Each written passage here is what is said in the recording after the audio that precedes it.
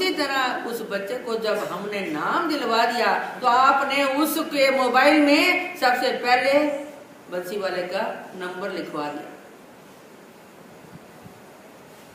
जिंदगी में सुख संपत्ति ऐश्वर्य सब कुछ है, धन मन कन सब कुछ मिलता है, लेकिन नाम एक ऐसी दौलत है जो आप स्मरण करने से आप तो पवित्र होते ही हो, आपका उच्चारण से आपकी आत्मा पवित्र होती है, कान पवित्र होते हैं, मुंह पवित्र होता है, लेकिन उस पवित्र से पवित्र जो परमेश्वर का नाम है वो उच्चारण करने से परमेश्वर प्रसन्न हो जाता है।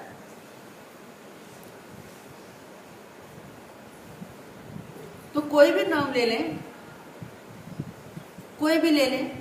कोई कहेगा मैंने राधा स्वामियों का लिया है, कोई कहेगा मैंने देवी का लिया है, कोई कहेगा मैंने कहीं लिया है, आनंदपुर साहब वालों का लिया है। नहीं, देवमती भागवत सुनती है, भगवान पैठन में रह रहे हैं।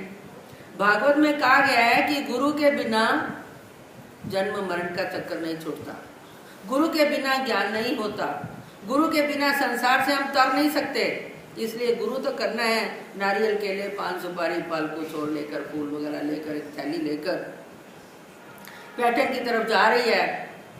सुना था उसने कहाँ से लूँ नाम, कौन गुरु करूँ, कैसा गुरु करूँ।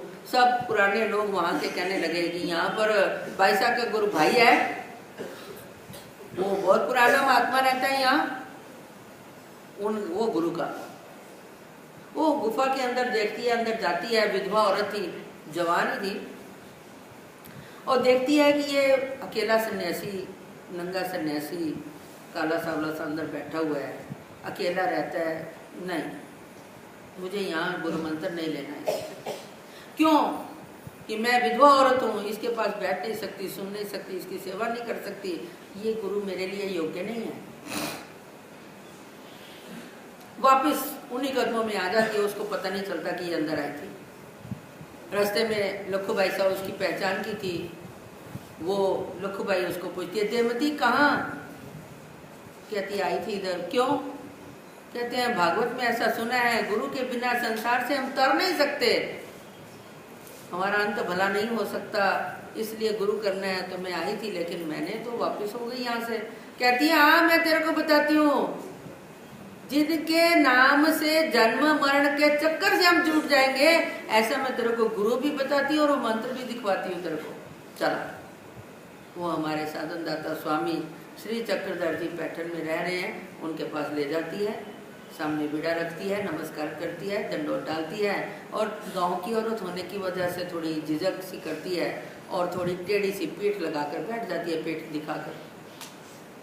महाराज कहते हैं भाई, गुरु को, देवता को और ईश्वर को, राजा को पीठ नहीं दिखाते, ठीक ढंग से बैठो, ऐसे बैठो, सीधी बैठो। बैठी, उसको बड़ा अच्छा लगा, बड़ा समाधान हुआ, दिल प्रसन्न हो गया। निकलते वक्त कहती है महाराज अच्छा मैं आती हूँ। भगवान कहते हैं भाई तुम्हें यहाँ कभी भी आना हो तो आ सकती हो, रहना हो तो रह सकती हो, इनकी तरह सेवा करनी हो तो सेवा कर सकती हो। कहती है हाँ महाराज, अब मैं आऊंगी और यहीं आऊंगी और हमेशा के लिए यहीं रहूंगी। उसको ऐसा परम परमेश्वर, परम पिता, आनंद कंद परमात्मा परमेश्वर उसको गुरु मिला, ये सौभाग्य की बात है। पीछे हमारे धर्म में एक नियम है कि गुरु एक नहीं है, गुरु अनेक हैं। वो मेरा विषय आगे आने वाला है, उस दिन मैं बताऊंगी। लेकिन जिस भी गुरु से हमने मंत्र लिया है, उस गुरु की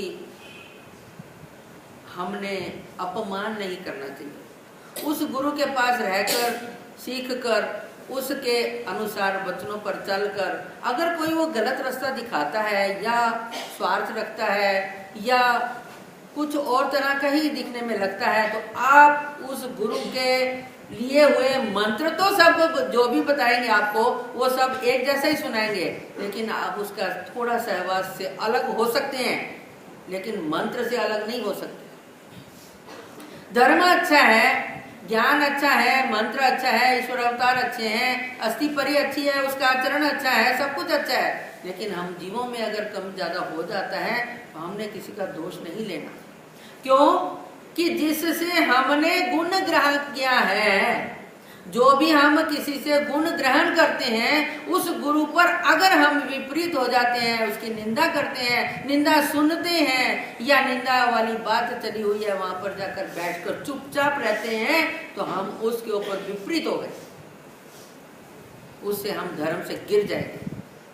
जैसे कल बताया कि विकल्प से हम धर्म से गिर जाते हैं, हमारा धर्म नष्ट हो जाता है, हम धीरे धीरे अयोग्यताओं की तरफ, अविधियों की तरफ प्रगति करते हुए धर्म से गिर जाएंगे। वैसे ही गुरु के ऊपर जो विपरीत हो जाता है वो भी धर्म से गिर जाता है। इसलिए आग ज्यादा नजदीक भी नहीं जाते उसके, और उसके ज्यादा दूर रहने पर भी हमारी दर्दें दूर नहीं होती। इस तरह ही गुरुजनों के पास में रहते हुए उनके दोषों का ध्यान की तरफ न देते हुए तुमने उनके गुणों को ध्यान देना है। दोष तो मेरे में ही है। दिया दूसरे दिए को जला देता है, 500 दिए जला देता है, लेकिन दिए के नीचे अंधेरा होता है, सारी दुनिया दिखा देता है दिया। इसी तरह ही गुरु हमें जब मंत्र देते हैं, वो मंत्र सुनते ही हमारे अंदर रोमांच होना चाहिए, वो मंत्र जपते ही हमारे अंदर रोमांच होना चाहिए, वो मंत्र का उच्चारण करने से वाचा में पवित्रता होनी चाहिए, श्रद्धा पूर्वक उच्चारण करना चाहिए, नहीं तो कोई फायदा नहीं है।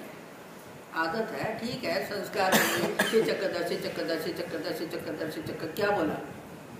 आपके मोबाइल में 10 अंक चाहिए, 9407 आपने एक मोबाइल नंबर लिख लिया, एक शून्य अगर कम हो जाता है तो आपका मोबाइल नंबर लगता नहीं, वो आवाज देता है आपका नंबर गलत है, ये नंबर फेल है। इसी तरह ही जो मंत्र है, मंत्र शब्द का अर्थ क्या है? मंत्र मतलब रहस्य। मंत्री है देश में, अर्थ मंत्री, वित्त मंत्री, फलाने मंत्री, ये मंत्री, गृह मंत्री, कृषि मंत्री, उनके पास भी उस देश को चलाने का जो रहस्य है वो पढ़े लिखे हैं, इसलिए वो ढंग से चलाते हैं, इसलिए उसको हम मंत्री कहते हैं। उसी तरह हम अगर मंत्र मतलब रहस्य, उस रहस्य को जानकर रहस्यमय प्रक्रिया से, रहस्यमय प्रक्रिया मतलब क्या कि जब गुरु मंत्र देते हैं तो कहते हैं ये मंत्र किसी को सुनाना नहीं। लेकिन सुनाना नहीं इसका मतलब ये नहीं है कि याद भी नहीं करना। किसी बड़े पीढ़ी वाले भगत थे, उनको पूछा गया आपने नाम लिया है? वाह जी वाह, हम पीढ़ियों के भगत हैं, हमने नाम नहीं लिया हुआ। हमने नाम लिया हुआ है, तो आपको नाम आते हैं? वाह वाह, ये कोई बात है कहने की हमें आते नहीं तो क्या? तो सुना के दिखाओ। कहते हैं गुरुजी ने कहा था सुनाना नहीं,